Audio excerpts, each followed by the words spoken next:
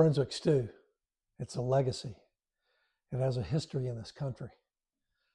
Now, it allegedly came from Brunswick County, Virginia, where it is said that a slave used to make it for his master when he was going on hunting trips. And it primarily consisted of squirrel and onions. But legend also has it that it was started in a more robust fashion coming out of Brunswick, Georgia, where it consisted of a more tomato-based product and included vegetables and multiple meats. Well, that's pretty much what I'm going off of today, and that's what we're going to be doing today on the Smoke Show.